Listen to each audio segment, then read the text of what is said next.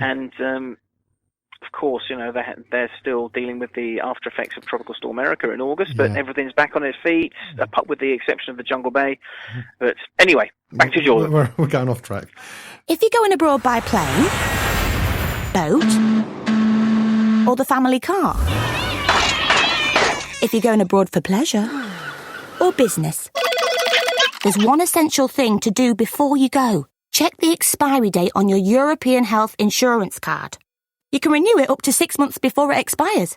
Visit nhs.uk/healthcare abroad or call 0845 606 2030. Bon voyage!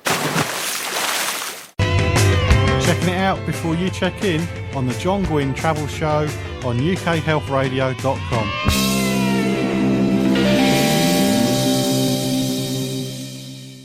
Travel news at the end of the show has an update on the Zika virus, so do stay tuned so you can find out what the latest update is on that particular health problem. There's still some uncertainty when you'll be able to travel back to Sharm El Sheikh and the Red Sea resorts there.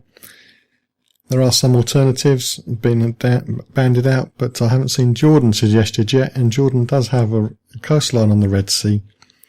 So I wanted to know whether the Red Sea resorts in Jordan, whether they compare with the ones in Egypt, whether it's somewhere you can go as an alternative. And Stephen's going to let us know. It's a 6 and 2 threes. Aqaba is very much a working port. It's a proper town. It's got a downtown area. People live there. People work there. It's not simply a holiday resort.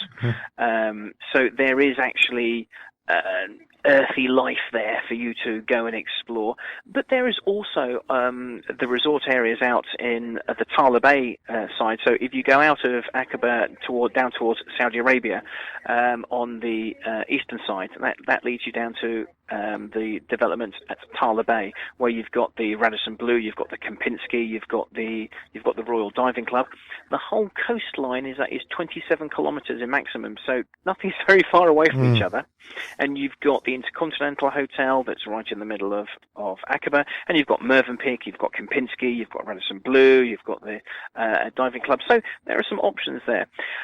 What is great about Aqaba is that you've got the Red Sea. You've got the beach, you've got the diving, you've got the scuba diving, you've got the snorkeling, you've got all of those things that you'd expect with any Red Sea resort. Plus, you've got the history of the Arab Revolt and the Ottomans, and only a hop and a skip away. It's about 45 minutes to an hour to get either to Wadi Rum or even up to Petra. So you could base yourself in Aqaba, and you could have a week in Aqaba, having a few days on the beach, relaxing. Then you could do a great day trip away to Wadi Rum. Then you could have another day on the beach, a great day trip up to Petra, and you could very much use that as your base. There are the chain hotels that I've described to you, but broadly speaking, they're not on an all-inclusive basis like they are in Egypt. They generally tend to be on a bed and breakfast or a half-board basis. But what that does give you is the opportunity to get out and explore the town of Aqaba itself. It's a much better way of doing it. So you already the way you described it, your part of the Red Sea sounds a lot better than the other bit. The Egyptian bit. What about? I would never say better or worse. I would say different. To me, it sounds a lot better. I can say that, so I can say to me it sounds a lot better. What about when the Dead Sea? How does your part of it compare to the Israeli part? Because I've seen pictures and it just seems to be mobbed. Are you a bit more relaxed, a bit easier to get around? I've never been to the Israeli side. Oh, okay. So I cannot comment from personal experience, although I am led to believe that it is You've been very diplomatic. It's a more, as one must when one is talking about this particular part of the world. The access to the Dead Sea itself is easier from the Jordanian side because the beaches and the landscape gently shelves down into the Dead Sea, as opposed to having rather abrupt cliffs that are prevalent on the Israeli side. The Israelis have built artificial lagoons, but it's not quite the same as having the natural landscape there. But so all of the Jordanian leisure activities that are based around the Dead Sea tend to be around the northern side of the Dead Sea, and you've got that's where you've got the exhibition centre with the brand new Hilton Hotel. There's a Crown Plaza. There's a Marriott. There's a Kempinski. There's the Mervynpick. There's all kinds of options there, and all of those hotels are built on the Dead Sea with direct access to the Dead Sea itself. They all have their own in-house spa facilities also, but you've got the largest spa in the world on your doorstep. So have some breakfast, have some lunch, whatever. Stroll down, put your clobber on a sunbed, warm up in the sun for a bit, cover yourself in mud, which is all available in clay urns at the side of the Dead Sea, smear the mud all over your body, bake in the sun, wait for it to dry, and then go and wash it all off in the Dead Sea.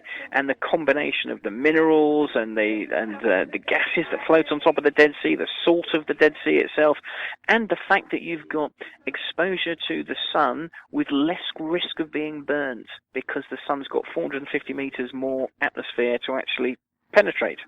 I'm not saying you won't get burnt, but there is less risk of getting burnt.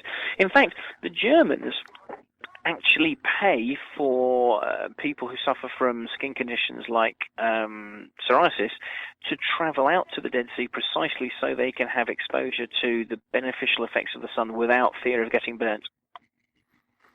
I'll have to send my dad out there. But what I really want to know, of all these minerals and stuff, would it make my hair grow back? Sadly, I think you and I have a similar haircut. No. My hunt continues. You're listening to The Travel Show with John Guinn on ukhealthradio.com. If you've been lucky enough to visit Jordan, please do share your photos and videos at facebook.com/John Guinn Travel Show.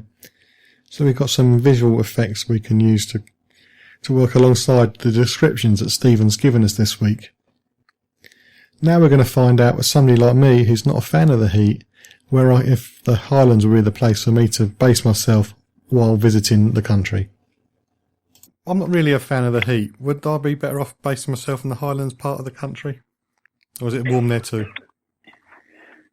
It's in the summertime, it's always warm, but it's not humid. It tends to be very much a dry heat. So, I mean, think of the climate as being less Arabian Peninsula and more Eastern Mediterranean. Think Cyprus, think Greece. It's that type of temperature. But whilst the Dead Sea is 450 meters below sea level, if you're up in Amman and in Ajloon in the highlands of the north, you're 1,000 meters above sea level. And whilst it is warm, it does tend to be very much a dry heat. Oh, my favourite type. So yeah, okay. I base myself in the Highlands. So what would I do if I was there?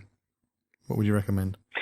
Well, there are some wonderful places that you can go and see and visit. Right up in the north, you've got the nature reserves of Ajloon, and you can actually stay at Royal Society of the Conservation of Nature. They have some lodges that are in the nature reserve there, and there are walking trails that you can do up there. And of course, you've got the ancient historical sites of Kais, of Pella, of Jerash.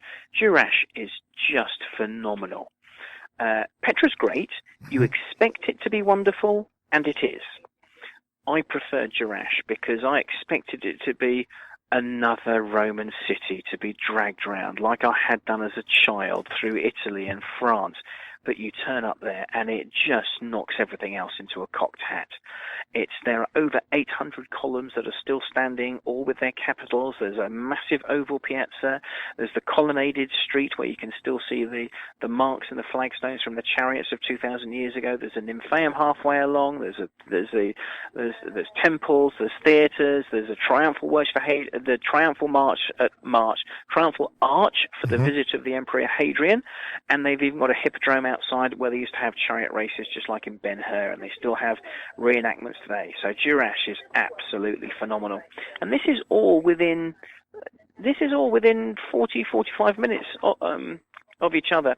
Even if you're up on the top of the mountains, let's say you're at Madaba and Mount Nebo. This was where the Holy Land was revealed to Moses and where he's supposed to be buried. So you're standing on top of the mountains and you look down across the Dead Sea, 450 meters below sea level, across the Jordan River Valley, and then to the hills of Jerusalem beyond.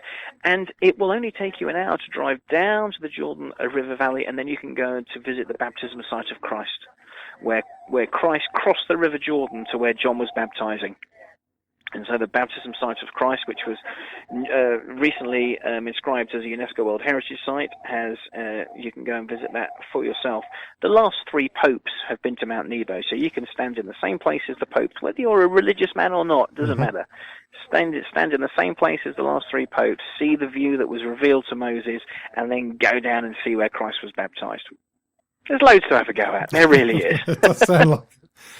So if someone's to go on a city break, would you say they'll spend most of the time out of the city and doing all the sightseeing because it's all so close? Or is there enough in a city to keep you occupied for 2 or 3 days? Yes, there is. Amman's great. Amman is a modern city built on an ancient site. There's been continual habitation there for 6,000 years or so. It's a modern city. It's a cosmopolitan city, conservative with a small c. It's an Arabic Muslim capital that is looking west. So if you want to go out clubbing until 4 o'clock in the morning, having whiskey and cokes and vodka with the best of them, you can do that. Or if you want to go down Rainbow Street and you want to have a traditional Jordanian meal in a restaurant there, followed by smoking a shisha pipe and drinking coffee and watching the football with everyone else, you can do that as well. So it is very much a combination of ancient and modern, of westward leaning but proudly Arabic, and of course the souks for great shopping. There are historical sites in the city itself. There's the Citadel Mount, there's the amphitheatre, and using Amman as a base, you can be down in the Dead Sea in less than an hour. You can be up at Jerash in 45 minutes. You can even go out to Azraq wetlands in about 90 minutes. So you can certainly use Amman as the centre of activity for the north, in the same way that you can use Aqaba as the hub of activity down in the south. With wildlife, you mentioned bird life earlier on. Is there any other wildlife options I could go and see and observe? There is scuba diving, of course, or snorkeling. So there's all of the sub-aqua activities. We've mentioned bird watching, and Jordan is absolutely vital in terms of the migratory path of birds, but also in Dana Nature Reserve, which is wonderful. You can stay at the top of the escarpment in Dana Village, and there's wonderful flora and fauna there as well. But also, you can go out to the Eastern Desert, and you can see where they're reintroducing oryx into the environment as well, after they were hunted to extinction in this particular area. About the generation ago, they're starting to reintroduce them now, and so that's just by the Azraq wetlands as well at Shamwari Nature Reserve. Hey Dave, it's your round, mate. Yeah, my throat's drier than the Gobi Desert. All right, beers all round, yeah? Okay, which one of you jokers has got my wallet? Well, I haven't got it. God, he'll do anything to save a few quid. Yeah, that's right. He's always had short arms and long pockets. Seriously, guys, someone's nicked it from my bag. If you lose your wallet, passport or tickets while you're on holiday, your mates winding you up will be the least of your worries. Keep your valuable stuff locked up safely when you don't need it. And if you're on the beach or by the pool, only take the cash you need. For more information, go to gov.uk/knowbeforeyougo or follow us on Facebook or Twitter. You can follow me on Twitter at holiday_hut. If you're a regular listener to the show, you know that I always bring up food and drink when I'm talking about a destination with my guest. This week is no different. Yes, I'm talking about food and drink, and yes, as always, I say that a figure like mine takes just motivation and the proper work, and it takes a lot to keep it like it is. I'm so predictable, unfortunately, but at least you know where you are when it comes to travel with me. You know I'm always going to find out about food and drink for you. So let's find out what you can eat and what you can drink in Jordan. You've already said that Jordan isn't a dry country, so you can go clubbing, you can go drinking. But whenever I have guests on, I always ask about the food because a figure like mine takes commitment and lots of work. So what's the national dish or dishes of Jordan? Food is a massive part of Jordanian life, as hospitality is a